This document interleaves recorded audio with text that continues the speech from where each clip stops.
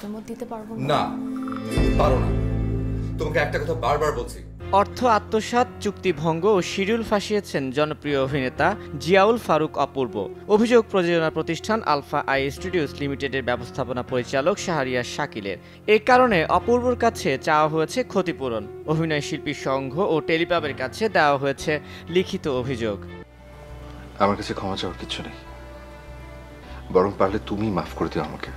সোমবার লিখিত আকারে অভিযোগটি দাখিল করে প্রযোজনা প্রতিষ্ঠানটি বলছে ২৪টি নাটকে অভিনয় করবেন এই মর্মে আলফা আই স্টুডিওজের সঙ্গে ২০২২ সালে অক্টোবরে চুক্তিবদ্ধ হয়েছিলেন অভিনেতা অপূর্ব। চুক্তি অনুযায়ী তাকে ৫০ লাখ টাকা দেওয়ার কথা ছিল, কিন্তু ৯টি নাটকে কাজ করে ২ দফায় ৩৩ লাখ টাকা নিয়ে আর কোনো নাটকে কাজ করেননি অভিনেতা। এমনকি প্রযোজনা প্রতিষ্ঠানটির সঙ্গেও যোগাযোগ বন্ধ করে দিয়েছেন তিনি। আমার দরকার চাকরি, আমার চাকরি হলেই হলো। ভালো চাকরি থাকলে ওই যে 1 মিনিটে নগদ ইসলামিক অ্যাকাউন্ট খুলতে ডায়াল করুন *167#। অভিযোগের বিষয়ে মুখ খুলছেন না অপূর্ব।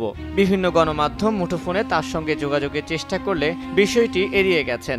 বলছেন এটি আইনি প্রক্রিয়ার মাধ্যমে সমাধান করা হবে। অভিনয় শিল্পী সংঘ বিষয়টি দেখছে, পাশাপাশি টেলিপাবও অবগত আছে। যা বলার তারাই বলবেন, আমার কোনো মন্তব্য নেই।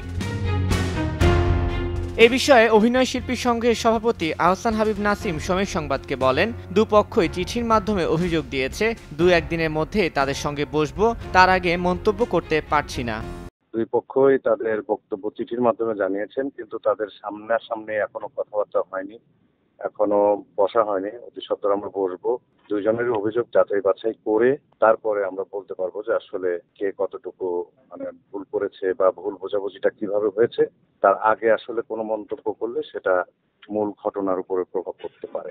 অভিনেতা অপূর্ব বড় ছেলে নাটকের জন্য বেশ জনপ্রিয়তা অর্জন করেন। এছাড়া অপূর্বের উল্লেখযোগ্য নাটকগুলোর মধ্যে রয়েছে পাশের বাসার ছেলেটা, শেষ পর্যন্ত, না বলা ডায়েরি, এতটা ভালোবাসি, ফ্যান পেজ, ফোর্থ নোট, এখনো আমি ভালোবাসা, চতুষ্কোণ সহ আরও অনেক। তানভীর হাসান, সময় সংবাদ, ঢাকা।